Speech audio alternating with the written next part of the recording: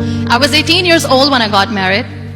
I belonged to a very conservative family, a Baloch family, where good daughters never say no to their parents. My father wanted me to get married, and all I said was, if that makes you happy, I'll say yes. And of course, it was never a happy marriage. Just about after 2 years of getting married, about 9 years ago, I met a car accident. Somehow my husband fell asleep and the car fell in the ditch. He managed to jump out, saved himself. I'm happy for him. But I stayed inside the car and I sustained a lot of injuries. The list is a bit long. Don't get scared. I'm perfectly fine now. Radius ulna of my right arm were fractured. The wrist was fractured. Shoulder bone and collarbone were fractured. My whole rib cage got fractured. And because of the rib cage injury, lungs and liver were badly injured. I couldn't breathe.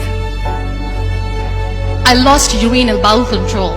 That's why I have to wear the bag wherever I go. But that injury that changed me and my life completely as a person and my perception towards living my life was the spine injury. 3 vertebrae of my backbone were completely crushed and I got paralyzed for the rest of my life.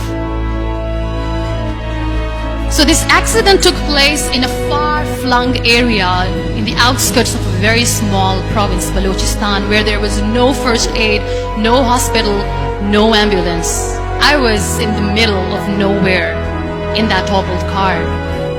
Many people came to rescue. They gave me CPR. They dragged me out of the car. And while they were dragging me out, I got the complete transection of my spinal cord.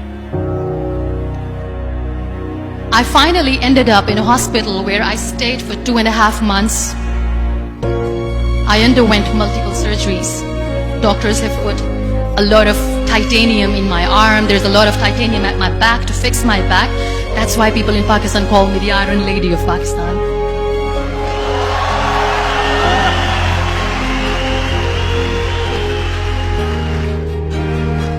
Those 2.5 months in the hospital were dreadful.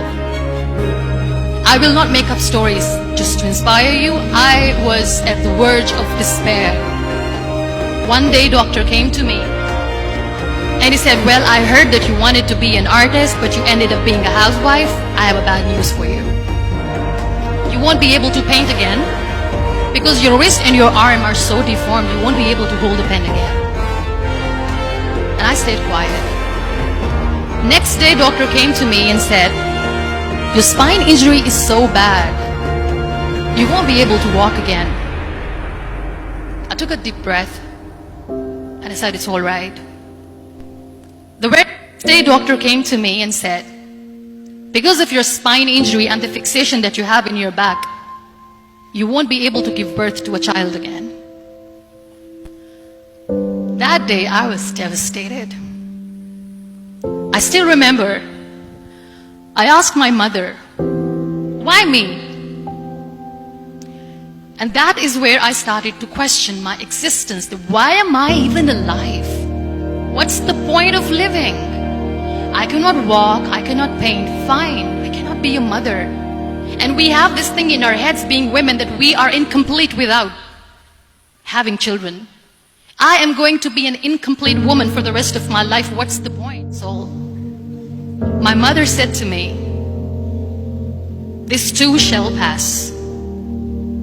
God has a greater plan for you. I don't know what it is, but He surely has.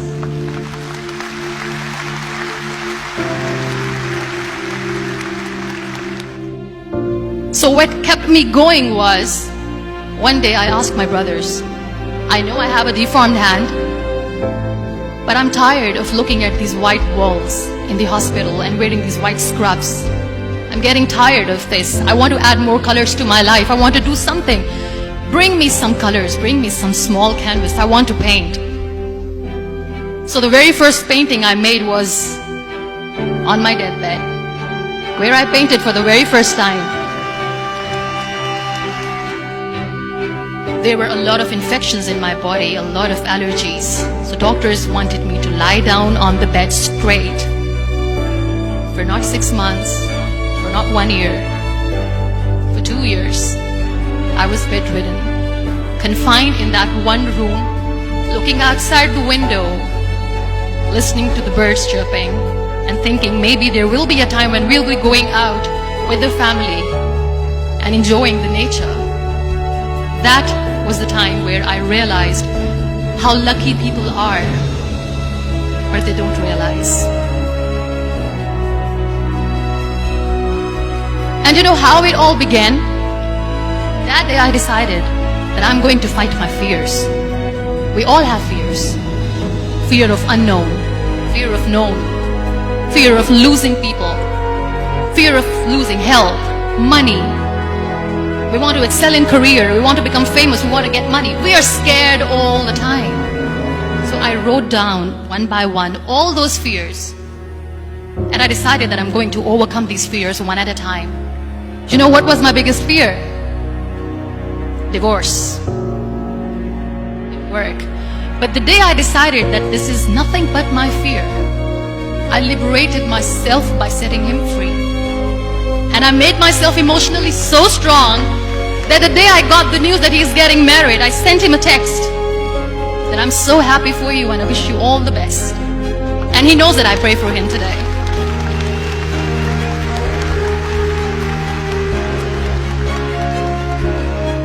My biggest fear, number 2, was I won't be able to be a mother again. And that was quite devastating for me. But then I realized there are so many children in the world, all they want is acceptance. So there is no point of crying, just go and adopt one. And that's what I did.